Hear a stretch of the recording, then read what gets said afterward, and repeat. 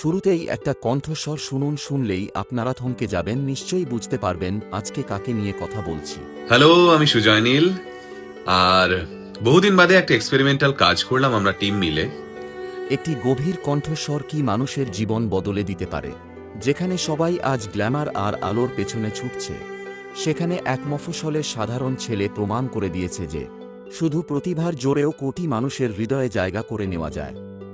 তিনি আর কেউ নন, সবার প্রিয় সুজয় নীল, যার গলার জাদুতে আজ সোশ্যাল মিডিয়া মুগ্ধ।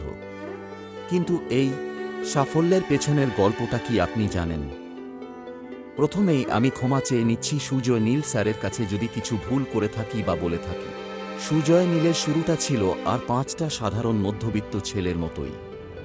অভাব আর অনিশ্চয়তা ছিল নিত্যসঙ্গী। 2015 সালে তার জীবনে এক অদ্ভুত মোড় আসে। একদিকে ছিল 14,000 টাকার সুনিশ্চিত ব্যাংকের চাকরি, আর অন্যদিকে ছিল মাত্র 800 টাকার রেডিওতে কাজ করার সুযোগ। মধ্যবিত্ত জীবনে 14,000 টাকা অনেক বড় ব্যাপার, কিন্তু সুজয় সেদিন টাকার বদলে নিজের স্বপ্ন আর প্যাশনকে বেছে নিয়েছিলেন। মাত্র 800 টাকায় রেডিওতে কাজ শুরু করা সেই ছেলেটি আজ ডিজিটাল জগতের মুকুটহীন রাজা।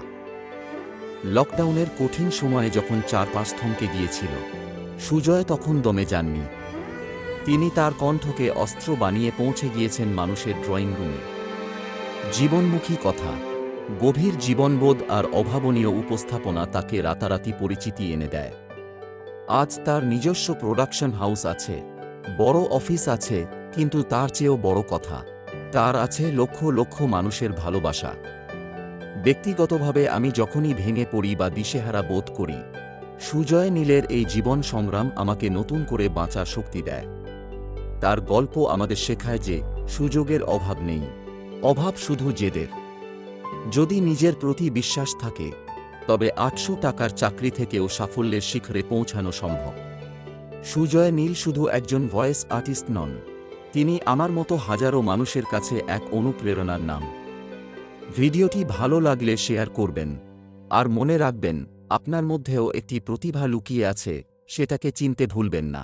শেষে একটা কথা, আমার প্রতিটা ছবি সুজয় নীল বাবুর ফেসবুক প্রোফাইল থেকে কালেক্ট করা।